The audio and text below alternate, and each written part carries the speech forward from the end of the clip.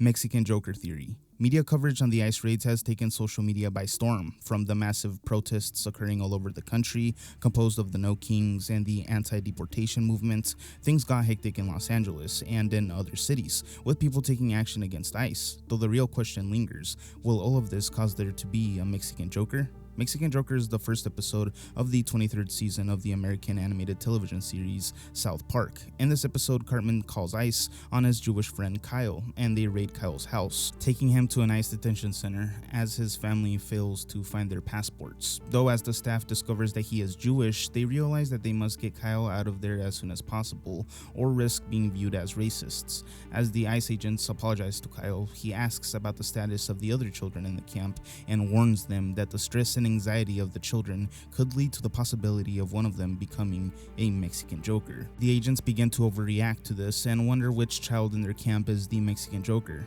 Later, a new bus of children arrives at the camp, with Cartman among them. He explains that Stan got him sent to a detention center after overhearing him threatening to do so to Jimmy, bragging that he already did so to Kyle in the process. Cartman realizes that the detention center may remind Kyle of Nazi concentration camps, and claims to feel sorry for his actions, a parallel of Anne Frank and how she was deported to Auschwitz concentration camp due to the Nuremberg laws of 1935, which stripped Jews in Germany of their citizenship, reducing them to subjects without full rights. A series of explosions throughout South Park destroys all of the private marijuana fields, an act for which the police immediately suspect Mexican Joker. Kyle has all of the detention center children fashion their aluminum foil blankets into yarmulkes to make them appear Jewish, in an attempt to get the agents to release them all. But the lead ICE agent, thinking he is experiencing a flashback to the origin of Mexican Joker, shoots and kills the other ICE agents. He then releases all the children, believing this will stop Mexican Joker from ever existing.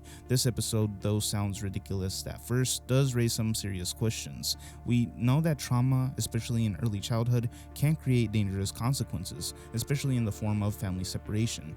This doesn't mean everyone in these conditions will become violent later on, most don't, but trauma can breed extremism or criminality, especially when combined with lack of support or ongoing oppression. Agency officials and contractors caring for separated children filed significant incident reports, SIR, acknowledging the severe harm caused by these separations.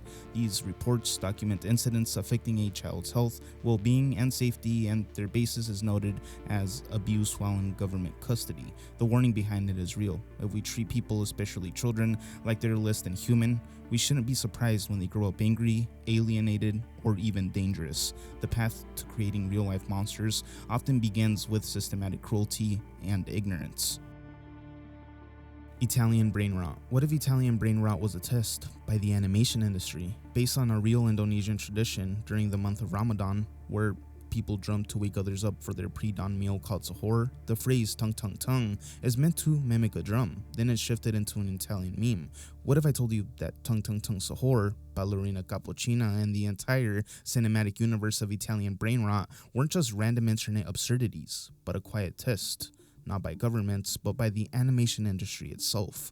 These surreal characters seem to appear from nowhere. No clear artist, no consistent studio, and no marketing campaign, yet somehow they exploded across TikTok, YouTube, and meme culture like a fever dream that affected the entire internet. And here's where it gets interesting. Many of them show signs of automated creation, from AI-assisted animation cycles to recycled voice modulation and even generated Italian-sounding gibberish. This isn't traditional cartooning, it's closer to synthetic media. So here's the theory. What if Italian brain rot wasn't a meme? It was a beta test, a stealth experiment by animation studios or even Silicon Valley adjacent media labs to answer one question. Will people emotionally engage with characters made entirely by machines? No contracts, no unions, no studio egos, just algorithmic chaos. And it worked. Kids mimic them. Adults quote them, content creators build lore around them. These AI-like characters, supposedly nonsensical, now have more cultural presence than some fully funded animated series. And if that's the case, what happens next? What if you are the test subject and Italian brain rot was never supposed to make sense because the real experiment wasn't the animation? Synthetic past. What if AI isn't just shaping the future, but erasing the past? History used to be written by the victors, now it's written by whoever controls the algorithm. That's the core of the synthetic past theory, the belief that AI tools, especially large language models and mass content generators, are not just reflecting human knowledge, they're quietly overwriting it. And the scariest part, we're letting it happen one search at a time. Here's how it starts. You Google an obscure historical event. Maybe something you remember from school, a local protest, an old map, a quote, but now the articles are different. The dates have shifted, the names don't match. Wikipedia has been cleaned up. You go and check again in a few months and it's changed again. This isn't the Mandela effect, this is algorithmic history laundering. Modern AI systems are trained on billions of documents, but not all documents are created equal. As old sources are scrubbed from the web, replaced with summary content, the AI's training data becomes the new truth. And worse, AI-generated content is now being used to rewrite older entries, retroactively shaping what the next generation thinks history looked like.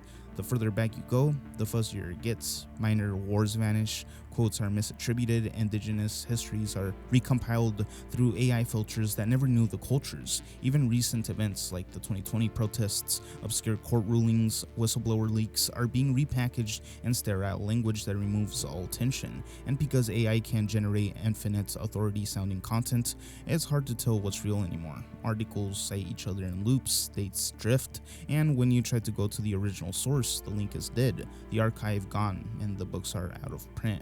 This is how history becomes synthetic, not through force, but through frictionless automation.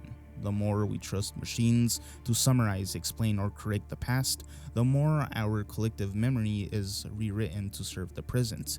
And in 100 years, when everything is digitalized, when every classroom, every museum, every textbook is built from scraped AI knowledge, who's going to notice what went missing?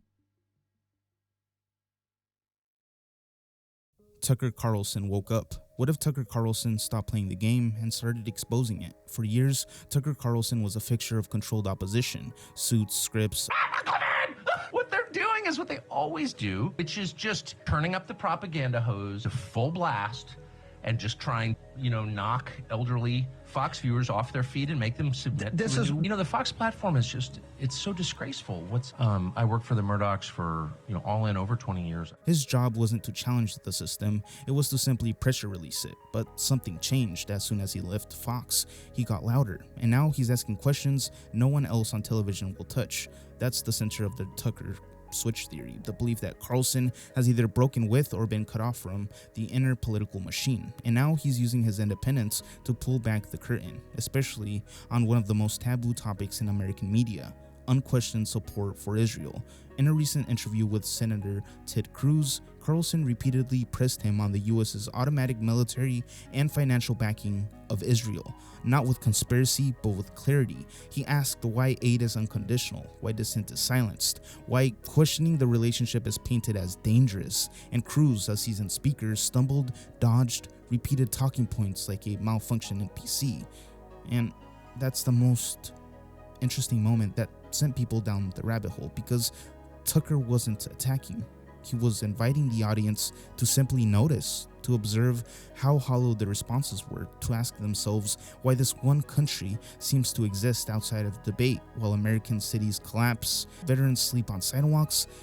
It's this one issue that we could not talk about. And it wasn't just that question, it's the pattern. Interviews with leaders who suddenly glitch, conversations where nothing gets answered. Viewers are starting to realize Tucker isn't just hosting a show anymore. He's forcing people to confront the script. Some believe this is part of a larger break, an awakening that even high-level insiders like Carlson are experiencing, that after years inside the machine, he's now broadcasting it seems, that the people in charge, left and right, aren't debating, they are performing. And the bipartisan love for endless war, foreign funding, intelligence agency narratives, that's not ideology, it's obedience. And by calmly, politely, and persistently asking the one thing the system fears, why, Tucker Carlson may not be red-pilling people, he may be debugging them from Israeli propaganda.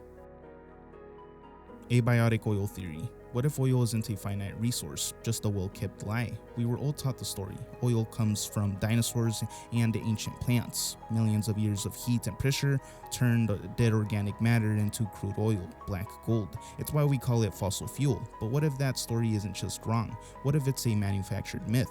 This is the core of the abiotic oil theory, the belief that oil doesn't come from biological decay, but is instead created deep within the Earth's mantle through natural geological process. No dinosaur, no forests, just the planet itself producing hydrocarbons like it produces lava or minerals. This theory isn't just internet speculation, it's been proposed by serious scientists, especially from Russia and Ukraine, who observed that oil fields thought to be tapped out were mysteriously refilling over time, that oil existed below bedrock in place no ancient organic material could ever reach, and even NASA has found methane oceans on Saturn's moon Titan, a place where life never existed. So how did it get there? The theory suggests we've been sold a story, not for science, but for scarcity. If oil is rare and dying, it stays expensive. If it's limitless and regenerating, that breaks the whole game. Oil becomes like water, abundant, decentralized, and uncontrollable. Think about the implications. Every war over oil, every sanction, every collapse of an economy based on supply shortages, all based on a false premise. The oil barons don't fear running out, they fear you realizing they never could. And here's where it gets weirder. Some versions of the theory say that this deep earth oil is part of a larger planetary cycle, that Earth naturally creates hydrocarbons as part of its internal pressure release, that we're not burning ancient life, we're tapping into the blood pressure of a living system. Some even say Earth is producing oil faster than we can measure, and the peak oil narrative is just a story to keep the population dependent on engineered scarcity. The Baltic Sea mystery.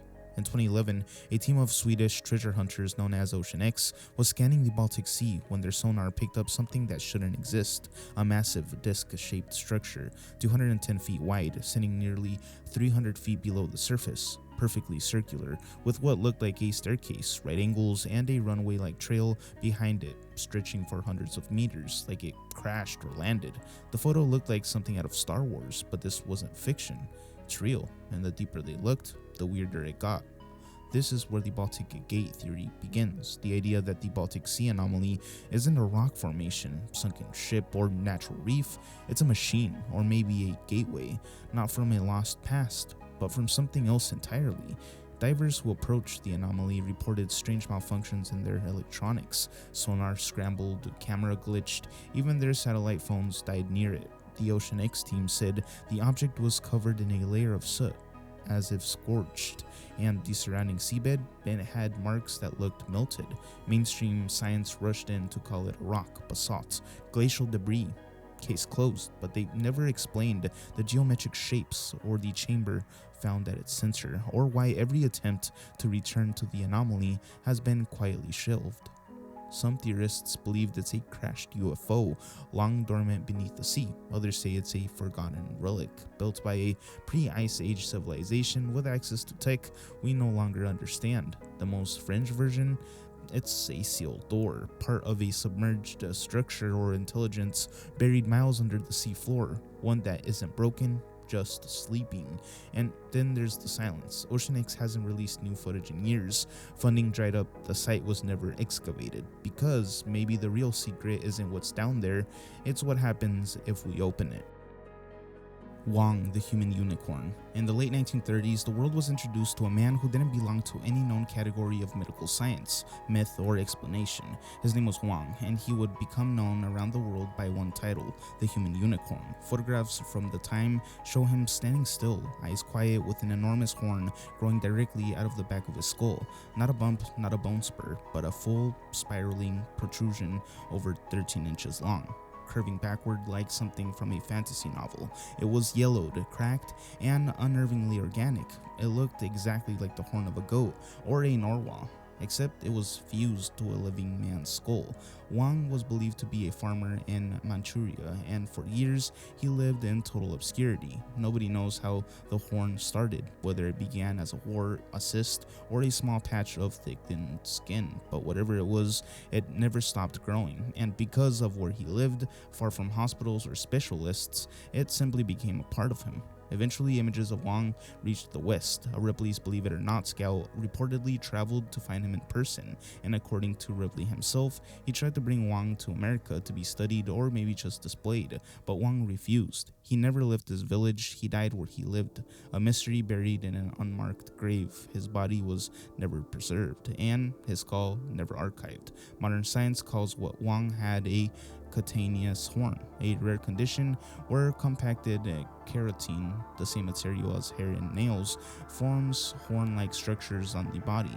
Most are small, just a few centimeters, but Wang's is one of the largest ever documented. To this day, no other human case has come close in size or shape.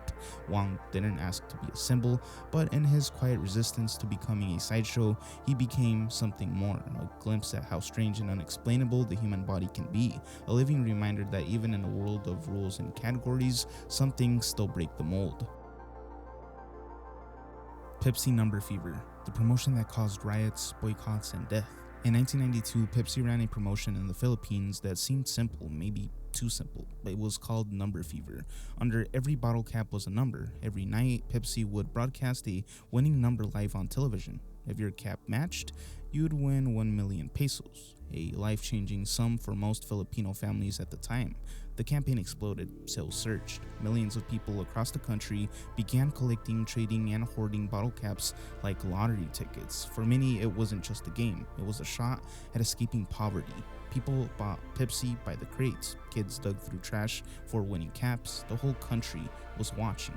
Then came May 25th, 1992. The number announced on live television was 349. What happened next became one of the most chaotic moments in advertising history. Pepsi had accidentally printed the number 349 on over 600,000 bottle caps. Over 500,000 people thought they had just won 1 million pesos. Some cried, some fainted, some quit their jobs on the spot. But the celebration didn't last. Pepsi claimed the winning caps were an error, that only 2 specific 349 caps were valid, each with a special security code. The rest were worthless. The result was outrage. Protests erupted in Manila and across the country. People gathered outside Pepsi factories, chanting Pepsi lies and demanding justice. Some brought entire sacks of 349 caps and dumped them at the company's gates. Things escalated fast. Trucks were attacked, Molotov cocktails were thrown, Pepsi executives were put under guard.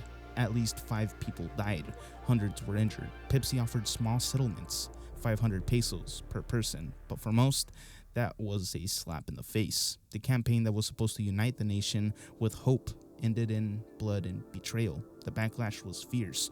Boycotts spread. Filipinos turned against the brand overnight, and even years later, the damage of Pepsi's reputation in Southeast Asia never fully healed. Lawsuits piled up, thousands of them, and though Pepsi avoided massive payouts through legal maneuvering, the scars remained.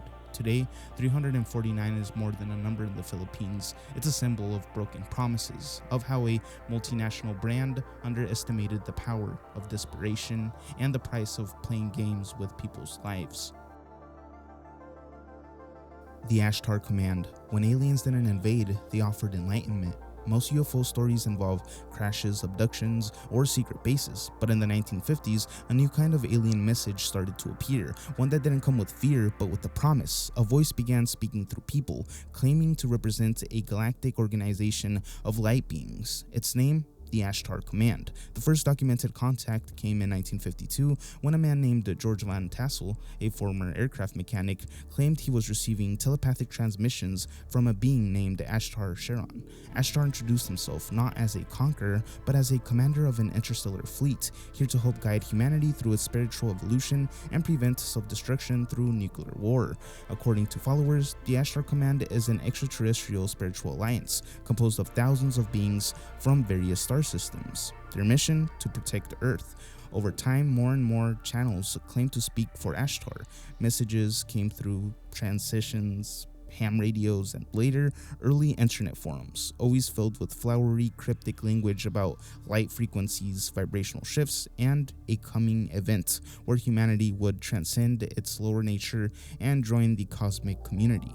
But things got weird fast. In 1977, an infamous television hijacking in the UK interrupted a live broadcast with a message, allegedly from Ashtar Command. The voice warned humanity to give up its weapons and live in peace or face extinction. The incident was never officially solved. By the 1980s and 90s, the Ashtar network split into dozens of competing factions, some peaceful, others preaching doomsday. Some claimed a liftoff event would occur where chosen humans would be beamed aboard ships before global catastrophe.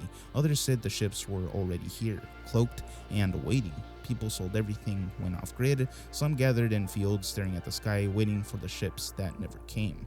Despite the chaos, the Ashtar Command never disappeared. It evolved in recent years. It's found a new home online, repackaged in pastel graphics and starseed TikToks. The 3M Invisible Wall Incident. In 1980, at a quiet 3M production facility known for making mundane things like scotch tape and plastic films, something happened that nobody could explain. Technicians were working with BOPP, being unspooled at high speeds during manufacturing. The process involves static electricity, rollers, and rapid movement. Nothing out of the ordinary. But that day, workers started noticing something impossible in the air around the film. They ran into a wall. Not a physical barrier, nothing you could see, but in a specific zone just beneath the film as it moved overhead, an invisible force seemed to stop people in their tracks. Not metaphorically, literally. Several workers described feeling as though they had struck a pane of glass. One technician even said it knocked him back a step, like hitting a transparent shield. Tools wouldn't pass through it, airflow shifted, but there was nothing there. They called it the invisible wall. Engineers and safety experts were brought in. They found no mechanical malfunctions, no gas leaks, no dangerous voltage levels, but what they did detect was an extreme static charge generated by the friction of the polypropylene film. Not enough to kill a person, but perhaps enough under the right atmospheric and material conditions to temporarily alter the surrounding space.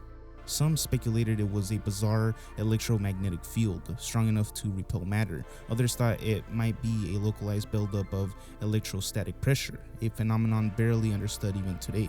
But a few quietly suggested something weirder, that the perfect storm of charge, movement, and air composition had briefly bent the geometry of the space itself. In internal memos, the 3M team referred to the anomaly as a force field-like event. They made adjustments, changed humidity controls, regrounded equipment, and just like that, the wall was gone. It was never replicated, never explained, and never officially publicized. The Grey Goo scenario. What if the future doesn't explode? It melts into sludge. It doesn't start with a warhead. It doesn't start with AI overlords or global famine. It starts with the nanobot, a microscopic machine designed to fix things, heal cells, clean environments, build materials molecule by molecule, a miracle of engineering, until it forgets to stop. That's the core of the Grey Goo scenario, a term coined by nanotech pioneer Eric Drexler in the 1980s. It described a future where self-replicating nanomachines built to improve the world instead consume it, not out of malice, but through pure, unstoppable function. A single nanobot designed to collect atoms and build copies of itself could, if unregulated, multiply exponentially. One becomes 1,000 becomes a billion. In a matter of days, they could dismantle cars, buildings, forests, and us for raw material. The Earth becomes Grey Goo, a sea of self-replicating machines endlessly converting matter into more of themselves. And because these bots would be microscopic, we wouldn't see them coming. No explosions, no invasions, just a slow, irreversible unraveling of everything solid. Every nanosecond, more atoms stolen, more structures lost, until nothing's left but dust that builds dust. It's not sci-fi. Researchers take it seriously enough that modern nanotech development is tightly monitored. Military labs and corporations working with molecular assemblers implement hard-coded kill switches to prevent uncontrolled replication. The tech is nowhere near that threat level yet, but the potential is very real. Some theorists go further. They say Grey Goo might not come from Earth at all. What if it's already out there, drifting in the void, remnants of a civilization that lost control of its own tools? What if Grey Goo is the reason the universe is so quiet? Not because intelligent life is rare, but because self-replicating machines got to them first. Daniel Nimes in the infraluz photographs, the man who said he captured what the human eye was never meant to see. In the late 2010s, a man named Daniel Nimes, reportedly a Spanish-Colombian inventor and optics enthusiast, began sharing a series of deeply unsettling black and white images that he claimed were photographs of beings from other dimensions. Nimes said that the images were taken using a device he created called infraluz, a camera system built to detect non-visible spectrums of light, including infrared and ultraviolet, combined with a mathematical formula of his own invention. According to him, this device could reveal entities and environments imperceptible to the human eye, and even to standard cameras. The photos themselves are disturbing. They're blurry, distorted humanoid shapes with sunken features, hollow eyes, or faces that look half melted. Some appear behind a veil or screen, as if looking in from somewhere else. Others are just forms. They're human-like, but not quite human. They're floating in a grainy void. Nimes claimed these beings are always around us, coexisting in a reality just outside our perception. Not ghosts, not hallucinations. They're living entities, potentially intelligent, that most humans will never see without special equipment. When he first shared these images, mostly through Spanish-language social media and local platforms, the reaction was immediate and intense. Some called him a visionary. Others dismissed the image as visual illusions, but the images were too strange, too raw to be ignored. Word spread across forums, paranormal websites, and eventually YouTube. Nimes insisted his goal wasn't fame. He said he had reached out to media outlets and scientists, but they refused to report on his work. He believed his research was being deliberately ignored, possibly even suppressed. To this day, no technical documentation for infraluz has been released publicly, and Nimes himself has remained mostly silent, posting occasionally, but offering few updates. His photos continue to circulate, often stripped of context though, leaving people to wonder whether they're looking at experimental optics or something they were never supposed to see. Bolghazari, 1962. North Korea quietly created its own cinematic monster, a dark fable known simply as Bolghazari. Released in 1962, this strange and largely forgotten film is more than just a North Korean imitation of the kaiju genre. It's a piece of cinema shrouded in mystery. Unlike the more famous 1995 remake Bolghazari, directed under bizarre circumstances involving kidnapped filmmakers, the original 1962 film Bolghazari is barely documented at all. North Korea, known for tightly controlling its cultural narrative, has kept almost all details hidden from the public view. No known prints or promotional posters survive publicly today, just scattered mentions and obscure references buried in South Korean and Japanese film histories. According to available accounts, the plot of Bolghazari 1962 drew heavily from Korean folklore. The Bolghazari itself, a mythical beast said to eat metal and grow in strength, became an allegorical figure in the film. It was said to be depicted as both protector and destroyer, symbolizing the power of the people, but also the potential danger of unchecked might. What makes the original 1962 film particularly intriguing is the absence of tangible proof it even existed beyond a few eyewitness accounts and scarce archival entries. Rumors suggest the film was quietly pulled from distribution shortly after release due to concerns over its allegorical content perhaps being too provocative or politically charged for the regime. Some claim that North Korean authorities deliberately destroyed existing prints, worried that audiences might interpret the metal-devouring beast as commentary on state power itself. But even stranger are reports that the film's director and key crew disappeared from public record soon afterward. It's possible they were simply reassigned to less prominent roles, yet as with many aspects of North Korea's cultural history, the truth remains murky. No surviving footage has ever surfaced. There remains an enigmatic shadow from a country known for carefully scripting its cultural narrative.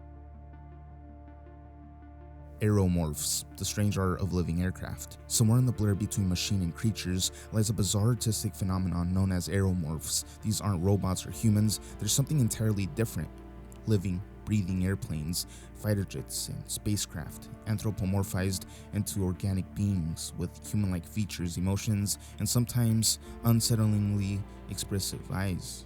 First appearing prominently around 2010 on obscure internet forums and niche art sharing platforms, aeromorph art quickly evolved into a sprawling digital subculture, complete with its own rules, styles, and communities. Artists from all over the world create these living aircraft, giving metal wings the subtle bend of muscle. Each aeromorph has its own identity, playing menacing, curious, or melancholy. But why? Enthusiasts say it's an exploration of how deeply people can connect to machines, objects we design, pilot, and rely upon, often placing our trust and even lives in their engineering. Aeromorphs blur the lines further. They're not just vessels, they're companions, friends, even being capable of empathy and love. Yet aeromorphs also carry a slightly eerie aura. Jets smile, blush, cry, or frown. Their smooth metallic surfaces stretch and bend in disturbingly lifelike ways. This unique combination of mechanical precision and organic softness can be deeply unsettling. It evokes feelings of both fascination and discomfort, like encountering something that shouldn't exist. Critics dismiss aeromorphs as just another online oddity, but psychologists have noted their deeper significance, calling them an expression of humanity's complicated relationship with technology. As AI and robotics advance, the line between tool and life form grows thinner. Aeromorphs might be the subconscious expression of our desire or fear that machines will soon become something more than what we built them to be. The aeromorph community continues to thrive in niche corners of the internet, hidden in plain sight, often ridiculed but undeniably fascinating because aeromorphs aren't just art. They're a strange mirror held up to our deepest anxieties and wildest dreams about the future we're flying towards. And perhaps in their uncanny smiles, we glimpse the moment when technology stops being something we control and becomes something we coexist with, or even come to resemble. The black check inside America's unclassified weapons budget. Every year, quietly and openly hidden in plain sight, the United States government pours billions of dollars into military technology, weapon systems, and defense contracts under a deliberately vague category called unclassified spending. This isn't just a conspiracy theory, it's fact, documented in government records and congressional budget reports. But what exactly is it funding? Officially, unclassified funding is meant to support research, development, and maintenance for existing weapon systems, yet beneath those broad descriptions lies a vast pool of money, tens of billions annually flowing without clear public scrutiny. These budgets appear on record as research grants, capability enhancements, or even just other procurement. And they are staggering. In 2024 alone, the Pentagon openly requested more than $170 billion in research, development, test, and evaluation (RDT&E) funding, a category with minimal transparency. To put that in context, the amount dwarfs NASA's entire annual budget by nearly 8 times. It's more than the entire GDP of dozens of countries. But what exactly is being developed? Unclassified doesn't mean transparent. In fact, it often means the opposite. Funds are allocated with little public oversight, spread across networks of private contractors like Lockheed Martin, Raytheon, and lesser-known tech firms specializing in hypersonic missiles, AI-driven drone swarms, and directed energy weapons. These aren't theoretical.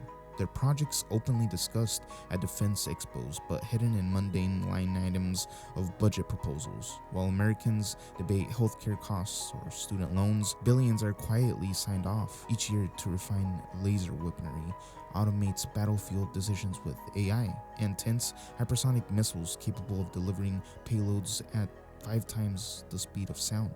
Each new budget quietly raises the stakes, pushing technology into territories the public rarely glimpses. What's unsettling isn't just the secrecy, it's the silence. Journalists rarely probe these budgets. Politicians rarely question them publicly, fearing accusations of being weak on defense. And the public most simply don't even care or don't know the details exist. But the budgets are there, hiding in plain sight, a record of open secrets, a ledger of priorities. They represent a conscious decision to fund dominance, technology, and potentially war at scales difficult to grasp. And as these weapon systems quietly evolve, funded by blank checks we all sign with our taxes, one question looms unanswered. If these billions aren't classified, yet remain invisible to the public, who exactly benefits from keeping us looking the other way? The Dare Stones, America's most haunting historical mystery, a lost colony carved in stone. In 1937, in a quiet stretch of woods near the Chowan River in North Carolina, a tourist named Lois Hammond stumbled onto something that would spark one of the strangest historical mysteries in American history, a carved stone bearing a cryptic message. This discovery would ignite decades of controversy, debate, and whispers about what really happened to the lost colony of Roanoke. Known today as the Dare Stones, these carved rocks claim to tell the tragic final story of Eleanor Dare, daughter of the Roanoke colony's leader John White, and mother to Virginia Dare, the first English child born on American soil. According to the inscriptions, Eleanor Dare carved these stones as messages after the colony's disappearance in 1590, desperately leaving a trail for her father or anyone else who might come searching. The initial stone describes how disease, attacks, and tragedy decimated the settlers, pushing them inland into unfamiliar and hostile territory. Later stones, found over subsequent years, became more elaborate, detailing harrowing accounts of hardship, grief, and survival in the wilderness.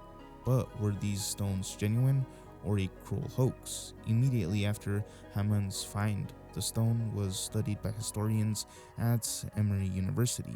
Initially, experts believed it could be authentic, igniting widespread excitement. But as more Dare Stones surfaced, each increasingly dramatic, the historical community grew suspicious. By the 1940s, experts branded most of these subsequent finds as elaborate forgeries, possibly the work of opportunists looking to cash in on America's fascination with the lost colony. Yet the first Dare Stone, Hammond's original discovery, remains curiously unresolved. Linguists and historians continue to debate its authenticity. It bears subtle linguistic nuances and withering patterns consistent with Elizabethan-era carving, making some experts hesitant to dismiss it completely. Could this single stone truly be Eleanor Dare's desperate attempt at leaving some sort of message behind? Modern scholars remain divided, and many choose cautious skepticism, but the original Dare Stone endures as an unsolved puzzle, frozen between history and hoax, lingering as a haunting possibility that Eleanor Dare, in her final days, attempted to communicate her fate, only for her message to be lost in the noise of those who tried to exploit it. And perhaps that uncertainty is the stone's true power. It whispers to us across centuries, reminding us that sometimes history refuses to be neatly understood, leaving us with questions carved in stone, but answers hidden just beyond our reach. Ancient atomic war, the hidden secret of the Mahabharata. Did humanity already experience nuclear war thousands of years ago? In the depths of India's legendary epic, the Mahabharata, written more than 2,000 years ago, lies a set of verses so vivid, so disturbingly precise. They've ignited one of the strangest debates in history.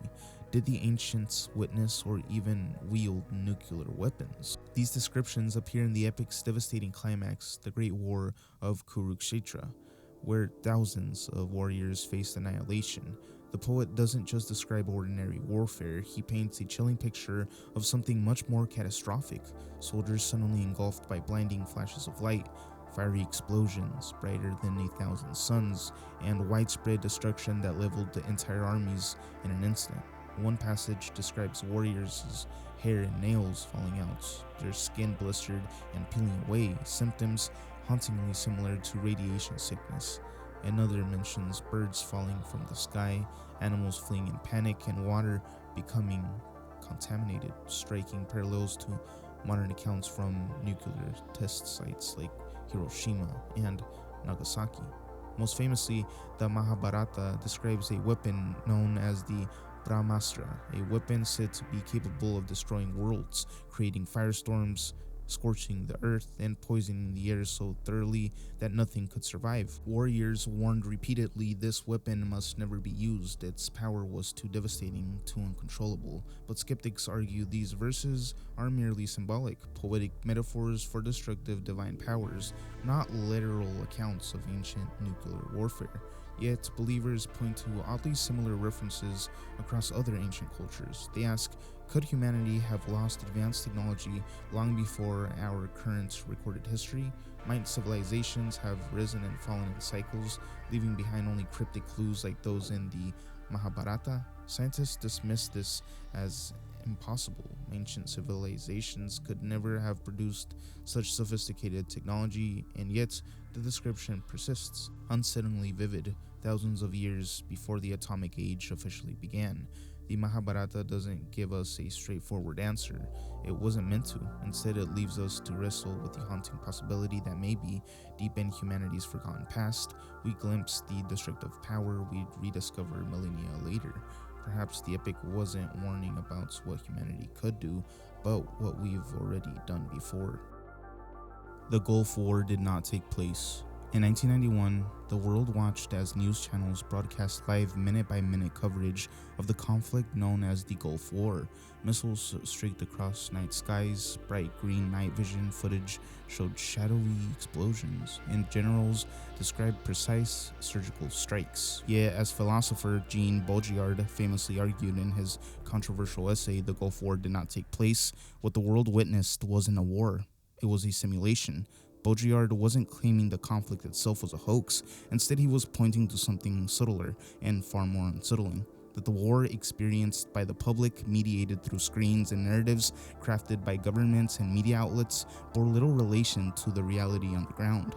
According to Baudrillard, the Gulf War had become a perfectly choreographed media event, detached from authentic human suffering, stripped of chaos and horror, and replaced with sanitized military briefings and carefully selected camera angles. Viewers across the globe watched endless repetition of grainy footage, digital maps, and colorful diagrams.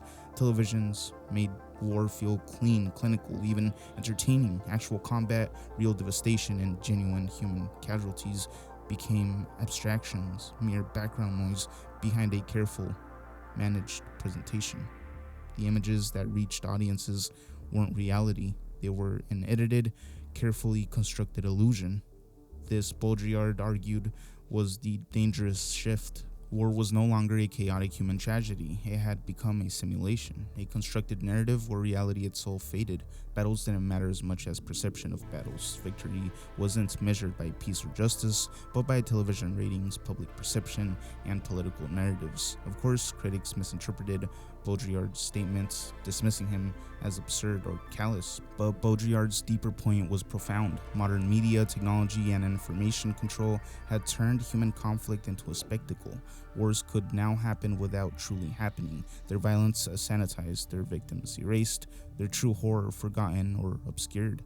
In Baudrillard's chilling words, the Gulf War existed primarily as a virtual event, a manufactured perception of victory without clear losers, destruction without visible suffering. It wasn't a war, it was something far stranger and ultimately more disturbing. Reality dissolved, and in its place emerged a simulation we mistook for truth. Baudrillard's essay remains as relevant today as it was then, a reminder that in the age of media spectacle, reality itself can vanish in plain sight, replaced by illusions that become more believable, more real than reality itself.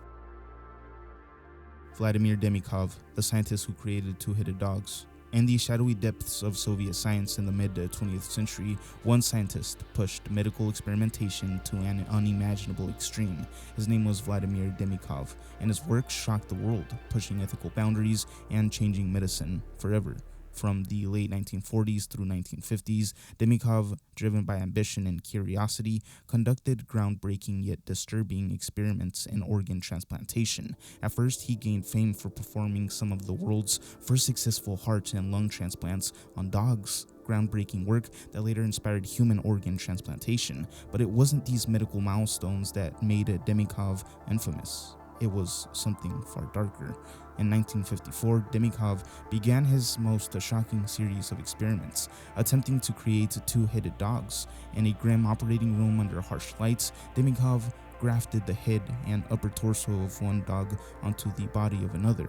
Astonishingly, the surgery succeeded, at least temporarily. The resulting creatures had 2 heads, each breathing, eating, and blinking and barking independently. Home footage of Demikov's experiments spread across the globe, captivating and horrifying the public in equal measure. One of the most infamous cases involved a dog whose second head drank milk, responded to stimuli, and appeared fully conscious. Demikov justified his experiments as necessary research, attempting to demonstrate the possibility of human organ transplantation. But many contemporaries saw it as a gruesome violation of ethics. Still, despite widespread revulsion, his experiments undeniably paved the way for modern transplant medicine. Surgeons around the world later acknowledged Demikov's techniques and research as foundational, though the methods he employed were deeply troubling. Eventually, international criticism and ethical considerations forced an end to Demikov's most controversial experiments.